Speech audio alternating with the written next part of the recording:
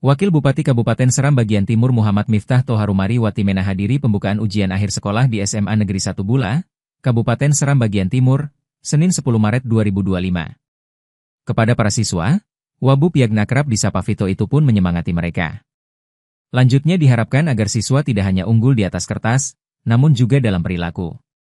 Sementara itu, Muhammad Rumodar Kepala SMA Negeri 1 Bula mengaku, ujian tersebut bukan sekedar kewajiban menyelesaikan tugas, tapi diharapkan bisa berkompetisi di masa depan.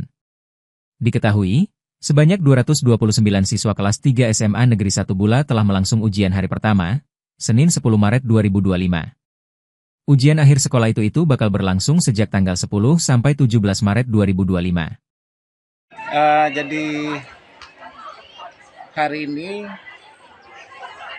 serempak pelaksanaan kegiatan ujian sekolah untuk seluruh satuan pendidikan SMA dan SMK yang ada di Kabupaten Seram Bagian Timur, dan alhamdulillah tadi sudah dibuka secara resmi oleh Pak Wakil Bupati.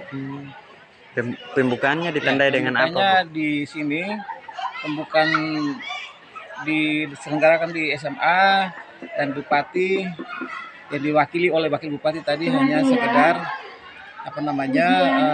menyampaikan sedikit arahan yang dalam arahan itu tentunya ada harapan bahwa terutama untuk siswa bahwa ujian ini tidak sekedar sebagai menggugurkan sebuah kewajiban untuk menyelesaikan sebuah tugas saja, tapi yang jelas ujian ini yang diharapkan adalah hasil dari kegiatan hari ini. Hasilnya baik, kemudian dari hasil itu mungkin mereka bisa mampu bersaing di perguruan tinggi nanti.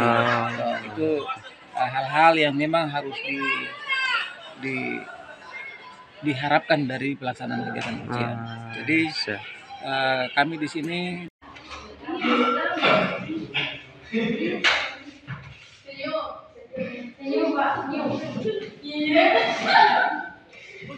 download Tribun X sekarang, menghadirkan lokal menjadi Indonesia.